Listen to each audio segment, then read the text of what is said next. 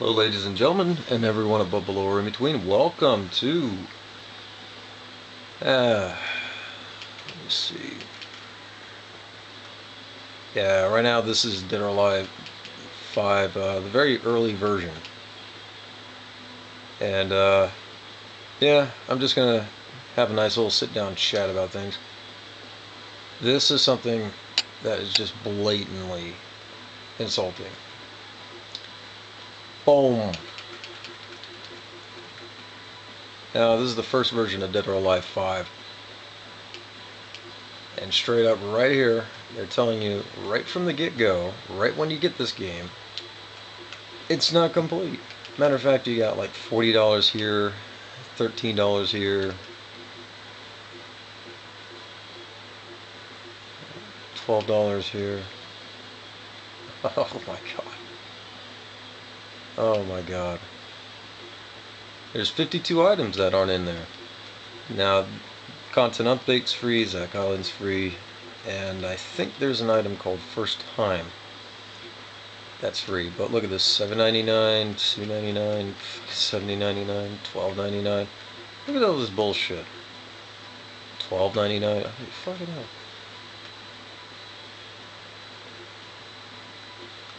Now, the problem is, it's all cosmetic. That's one. Two,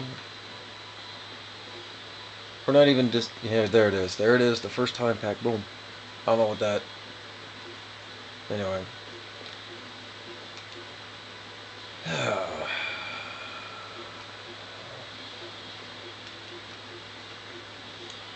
So, these are all cosmetics.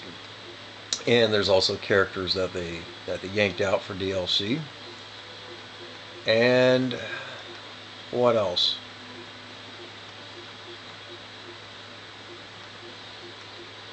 Yeah, this is like I said, they have 3 versions of this game launched, I think. Well, we know there's 2, so we're just going to leave it at that. They're pulling the Capcom stunt here. And it's just total bullshit. Like, straight up, you already know you're not going to get a bunch of replay value out of this. So anyway, here's a story mode here, which I don't like the way they did the story. I like the traditional story mode. But anyway, you gotta play through each character's little story arc, just for the story mode. There's nothing wrong with this. I think this could have been a nice bonus feature to the standard or traditional way of doing story mode, which is basically like a miniature arcade mode. You know what I mean? Just pick one character and play it all the way through. Fight the final boss, and there you go. If you really want to get good, practice in arcade mode, or get a couple of buddies in there. They got training, survival, time attack, arcade versus, yeah. And I'm pretty sure tag's still in there.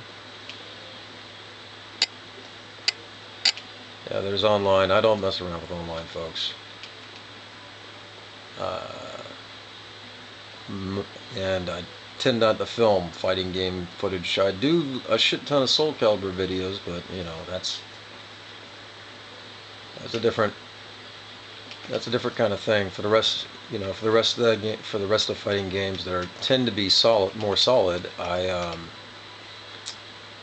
and they don't change up their button configurations or whatever, you know what I mean? I tend to keep that off the camera because, quite simply put,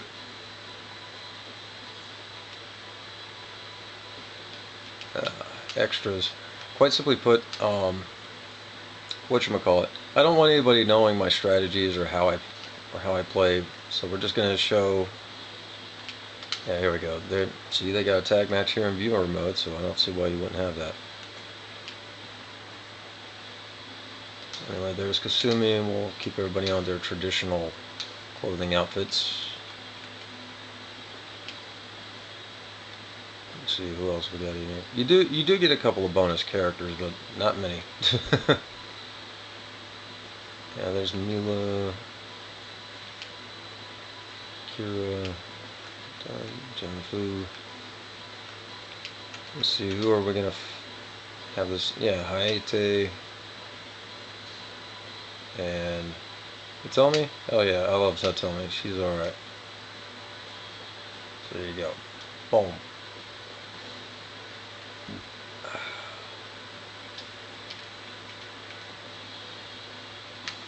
Now, my scoring system, if I were to be a critic, I developed one ages ago, and it pretty much revolves around the clock. Like if the game can reach 100 hours, then it's that's then it's going to be worth most, if not all, your money. Let's drop the music on this. There you go.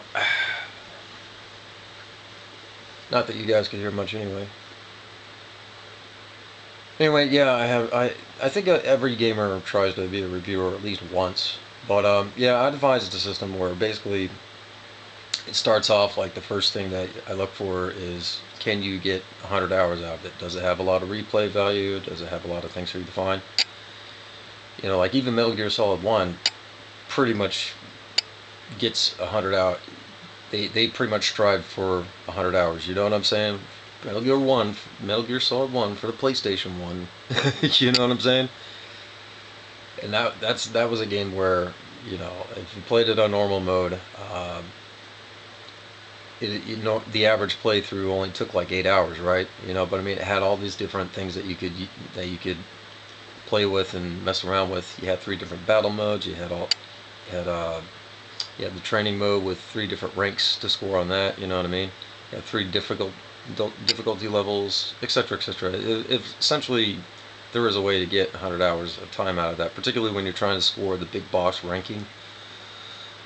Oh yeah, they even had an extra hard difficulty, which is how you scored. But anyway, that's pretty much. They had different endings. I mean, that's just, a game has to strive to score 100 hours. These days they're not really doing that. I don't know why. I really don't know why. Now with fighting games,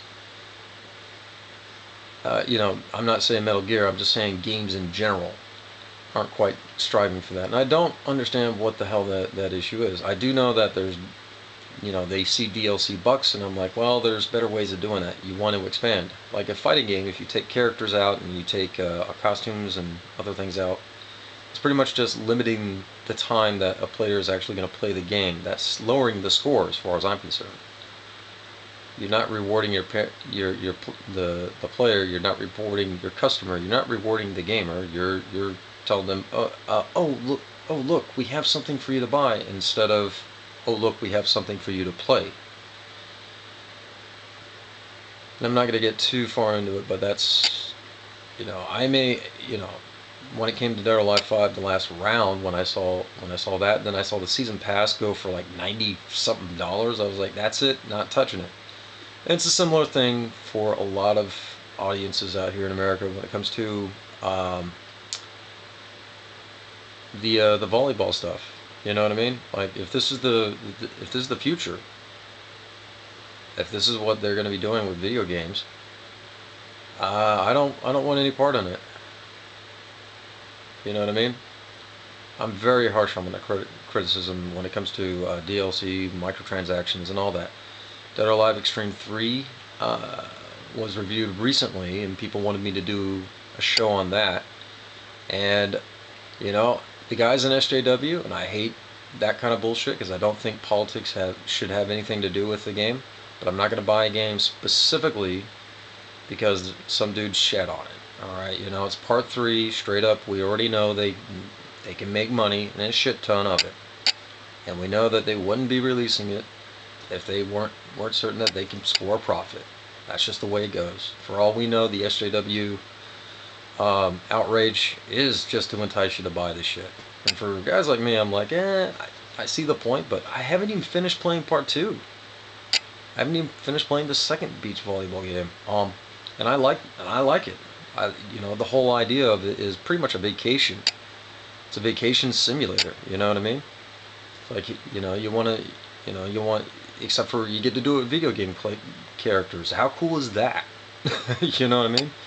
In real life, you see some people that are meant for the beach, and then you see some people that aren't meant for the beach. You know what I mean? You got folks that might try to pickpocket you, etc., etc., etc. You know what I mean? And in this game, it's got all that, plus the therapeutic sounds of the ocean waves, plus all the women and the boobs. You know what I mean? It's just got all that. You know what I mean? So, and it's right there at your home. So I definitely see the advantages to buying that game and all that. But honestly, the microtransactions, yeah, that's a big faux pas for me. I won't touch it because of that. Mostly out of principle. Has nothing to do with the game's style or taste. If I were to rate it, I'd have to buy it, I'd have to play it, and then I'd have to go blow by blow. Because of the way the design sounds, from what I read of this other SJW, hang on, I'm gonna have to look it up real quick. Let me see if I got it on file somewhere. Yeah, based on the way he described it, it sounds like it pretty much gets to, because there's grinding involved, if you don't feel like paying for the microtransactions, because there's grinding, I don't, you know what I mean? It actually sounds like it might actually score high on my scale. You know what I mean? That's, you know, I'm kind of flabbergasted about that. I was like, really? A game of microtransactions, my score high? Ooh, oh yeah, that's right. You know, they're still trying something new. Let me see. Okay, look up history, search history. We'll look it up on Twitter. Here we go. I know somebody's got his name down there. He works for Destructoid. I read the article. It's at Destructoid. Just another fool. Dead or Alive Extreme 3 reviewed by some fool at Destructoid. Whoop-de-doo. I swear I can't stand those guys. But yeah, the entire thing was just so rife with SJW rhetoric. It was over the top. It was overkill. And it almost felt like, you want to piss off SJWs? Buy this game. You know, that's almost how it felt. You know what I mean? Because it was just too insulting. I mean, my recommendations for that dude. I mean, I actually literally said it out loud while I was reading it. I said straight up, "Oh, this dude should be fired for saying such shit." You know what I mean? Like 5 times when I read that thing. You know what I mean? See if I can find his name. Shouldn't be too hard. Folks on Twitter, they keep up with that shit. There it is. Yeah, J.Witaker. Yeah, J.Witaker. That's his name. Yeah, I read that article, and Gamergate wanted everybody to be outraged about it. Yeah, that's already going to happen, right? You don't have to not. You can't find Twitter without there being outrage somewhere. But as far as,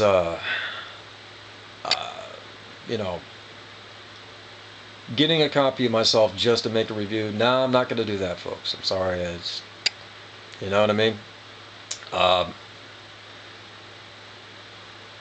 As far as the console games are concerned, I'm kind of out. I'm like, screw it, you know. I'm going PC all the way. You know, I've just seen too many DLC games. DLC heavy. I've seen way too many stupid transactions, like the costumes and the characters. I mean, like a fighting game. Come on, you're taking characters out of the game. That's like trying to sell a chess set but playing it with only half the pieces to begin with. You're doomed to lose. Not if you're really, really good, but you still get the point. It's not a game anymore at that point. It's just a bullshit hobby, like cars used to be. And I think, you know, there's definitely something to be had with some of these games that offer modding features and things like that. And you know what I mean? I think there's definitely something to be had there, and that's probably where the future of gaming should go. Instead, it's going to shit. Anyway, that's just me on that topic. Good luck to all. Peace out.